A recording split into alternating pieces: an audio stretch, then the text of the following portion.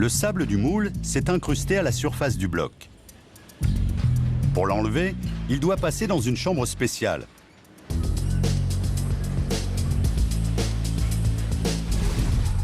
À l'intérieur, le bloc tourne, tandis qu'il est bombardé par des millions de microbilles d'acier.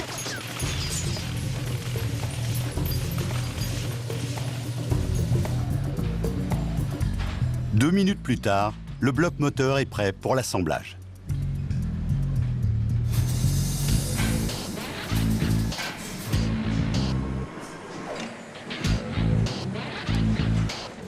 Dans l'usine, les hommes et les robots combinent leurs efforts pour assembler le moteur. Les machines se chargent des tâches les plus fastidieuses. En premier lieu, le bloc est ébarbé.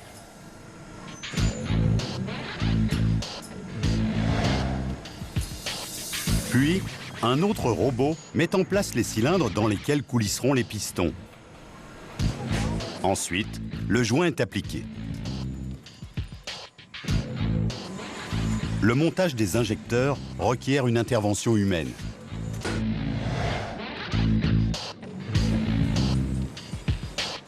C'est de nouveau un robot qui fixe la culasse au bloc moteur. Puis, les hommes prennent le relais. Du turbocompresseur à la distribution, les ouvriers fixent des dizaines de pièces à la main.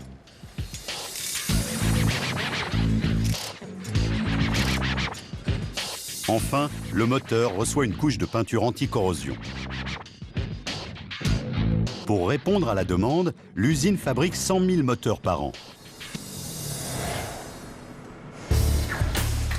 Le fait que la matière première provienne de métaux recyclés n'enlève aucune puissance au moteur.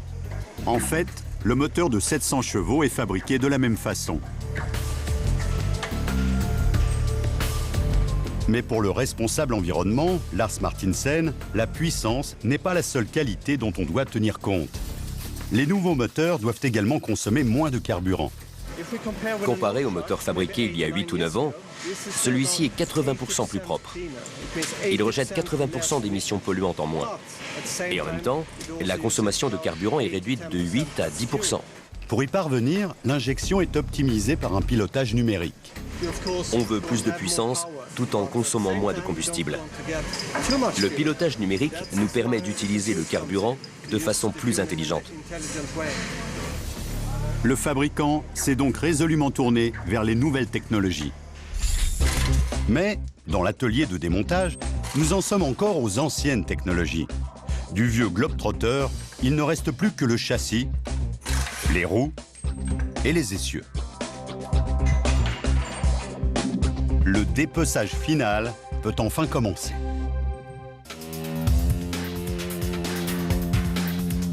Deux jours plus tôt, le camion était intact.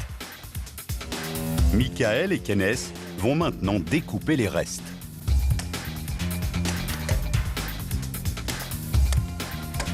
Auparavant, il faut enlever tous les câbles et les gaines. Les colliers de plastique ont bien tenu.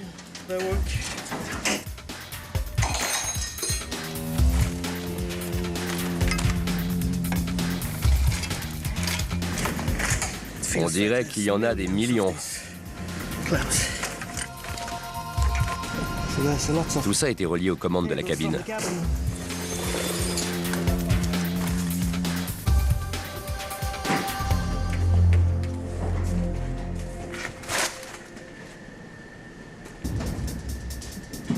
Mais les boulons rouillés continuent à poser des problèmes.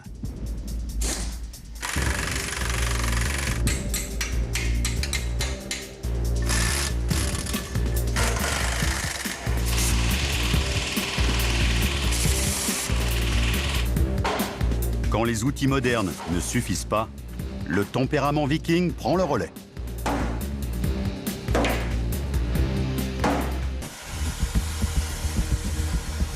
Le pompier, c'est moi.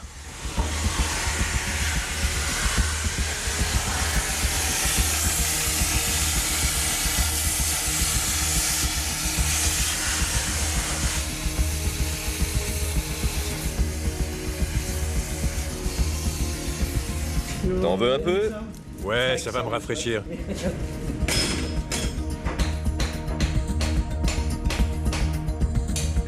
Même le châssis peut être vendu à la découpe. Un client désirant rallonger son propre camion veut en acheter une partie. Michael prend les mesures et marque les coupes à réaliser selon les indications de l'acheteur. Il veut acheter une partie qui ait le moins de trous possible.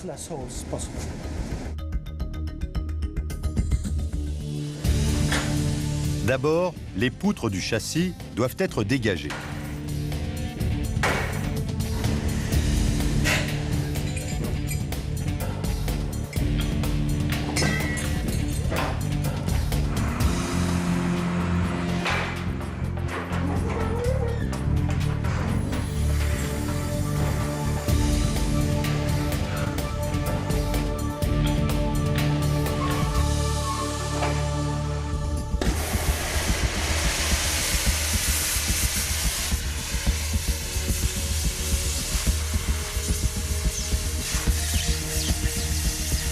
Kenneth se charge de la préparation.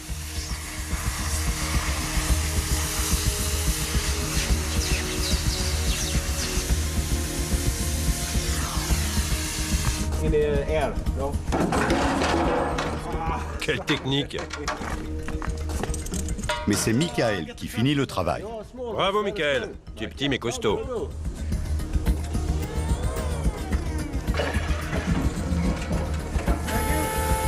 Soulève encore. C'est bon. Puis, Kenneth découpe le reste de l'acier qui sera recyclé.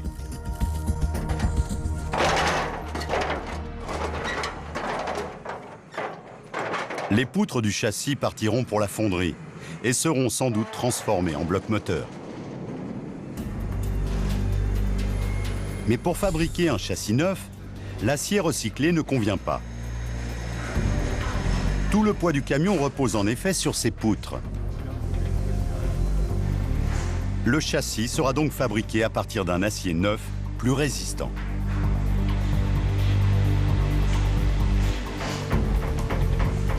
Les machines usinent les plaques d'acier en forme de U et les coupent en tronçons de 4 à 7 mètres.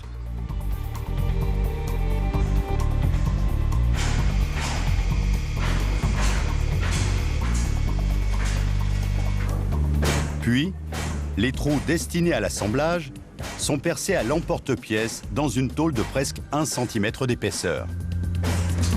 Les rebuts du perçage seront également recyclés. Les pièces roulent jusqu'à la chaîne d'assemblage. Un châssis neuf en sortira, prêt à recevoir le reste du véhicule. Dans l'atelier de démontage, l'opération touche à sa fin. Il ne reste plus qu'à récupérer les essieux.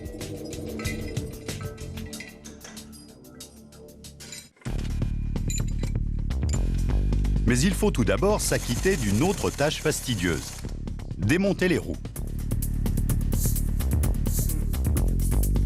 Michael et Kenneth s'attaquent au premier train de roues.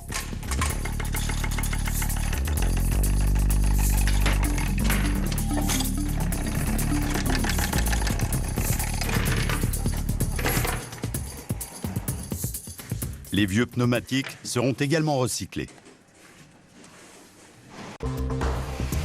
Les roues et les pneus doivent être séparés des essieux. Chaque essieu coûte environ 3 000 €. Ils font partie des pièces les plus chères à la revente.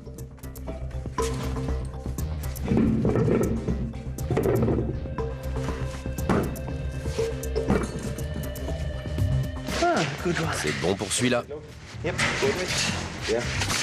La dernière roue est démontée et l'essieu est enfin libéré.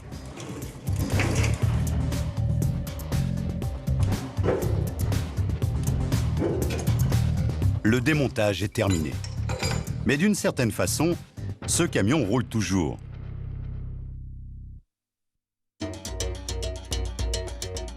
En seulement 3 jours, Michael et Kenneth ont démonté ce globe-trotter le plus proprement possible et rentabilisé au maximum l'opération.